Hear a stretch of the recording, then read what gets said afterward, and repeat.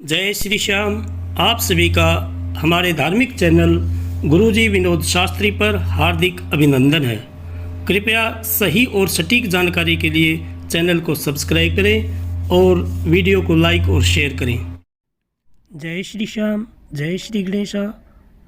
आप सभी को सकट चौथ 2023 की हार्दिक शुभकामनाएं। भगवान गणेश जी आप सभी की रक्षा करें।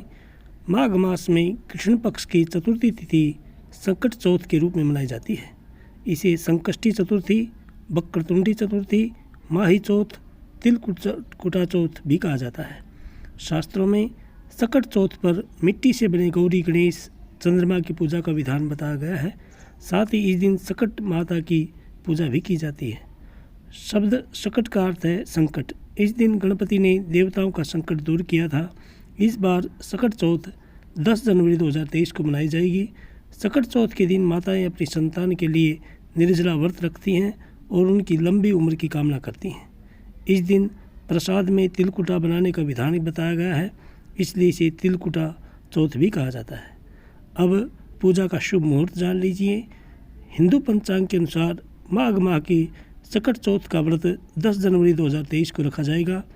सकट चौथ के शुभ मुहूर्त की शुरुआत 10 जनवरी को दोपहर में 12:09 पर होगी और इसका समापन 11 जनवरी 2023 को दोपहर में 2:31 पर होगा। उदय तिथि के अनुसार सकट चौथ का व्रत 10 जनवरी को ही रखा जाएगा। यह व्रत रात को चंद्रमा को अर्घ्य देने के बाद ही खोला जाएगा। इस दिन चंद्रोदय का समय रहेगा 8:41 पर। 8:41 पर चंद्रोदय का समय है। और सकट चौथ के दिन आप एक खास उपाय भी कर सकते हैं। जैसे आर्थिक तंगी है तो इस दिन भगवान गणेश जी की पूजा के साथ उन्हें घी और गुड़ का भोग लगाएं और पारण के बाद इसे प्रसाद के रूप में खाना और घर के सभी सदस्यों को बांटना है। मेहनत या सफलता का फल, अगर आप काम में पूरी मेहनत करते हैं और उसका आपको फल प्राप्त नहीं होता तो आपको श्री गणेश जी के मंत्रों का जाप करना है। ओम जैसे ओम गंग गणपतये नमः, इस मंत्र का आप 11 बार जप करें और उनके हर मंत्र के साथ पुष्प भी अर्पित करें। उसके बाद तिल और गुड़ के लड्डुओं का भोग लगाना चाहिए। यदि आप किसी बात से परेशान हैं, अगर किसी बात से परेशान है तो आपको एक पान के पत्ते पर हल्दी से स्वास्तिक बनाना है। उसके बाद उस पत्ते को भगवान गणेश जी को अर्पित करना है और उनसे प्रार्थना करनी है। अब सकट चौथ का जो महत्व है उसके बारे में जान लीजिए। सकट चौथ ऐसी मान्यता है कि माताएं सकट चौथ के दिन निर्जला व्रत रखती हैं, पूरी श्रद्धा से भगवान गणेश जी की पूजा करती हैं। उनकी संतान हमेशा निरोग रहती है। ये व्रत करने वालों पर भगवान गणेश जी की विशेष कृपा होती है। कहा जाता है कि इस दिन भगवान गणेश जी और चंद्रमा की पूजा करने से सारी मनोकामनाएं पूर्ण हो जाती हैं। 10 जनवरी को सुबह 9:52 से दोपहर 1:47 तक पूजा का सबसे अच्छा मुहूर्त है।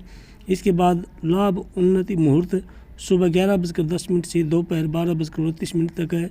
अमृत मुहूर्त दोपहर 12:29 से 1:47 तक है। इस दौरान आप भगवान गणेश जी की पूजा करें। और जो चंद्रोदय का समय है वो शाम को 8:41 है। अब सकट चौथ का जो व्रत कथा है उसके इस दिन भगवान गणेश जी अपने जीवन के सबसे बड़े संकट से निकल कर आए थे, इसलिए इसे सकट चौथ कहा जाता है। एक बार माता पार्वती स्नान करने के लिए गई तो उन्होंने दरबार पर गणेश जी को खड़ा कर दिया। किसी को अंदर नहीं आने देने के लिए उन्होंने कहा। जब भगवान शिव आए तो गणपति ने उन्हें अंदर आने से रोक दिया। भगवान शिव क्रोधित हो गए। उन्होंने अपने त्रिशूल से गणेश का सिर धड़ से अलग कर दिया। पुत्र का यह हाल देखकर माता पार्वती विलाप करने लगी और अपने पुत्र को जीवित करने की हठ करने लगी।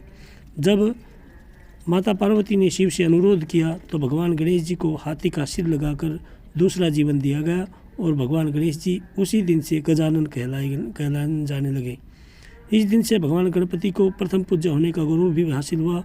सकट चौथ के दिन ही भगवान गणेश जी को 33 करोड़ देवी देवताओं का आशीर्वाद प्राप्त हुआ। तब इसे यह तिथि गणपति पूजन की तिथि बन गई। कहा जाता है कि इस दिन गणपति की किसी को भी खाली हाथ नहीं लौटाते। इसलिए आप सभी विधि विधान से भगवान गणेश जी की उपासना करें और आशीर्वाद लें।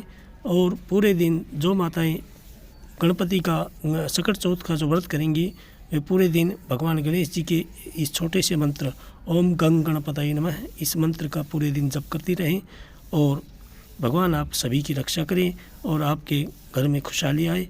ओम गंग गणपतये नमः। बोलो गणेश जी महाराज की जय।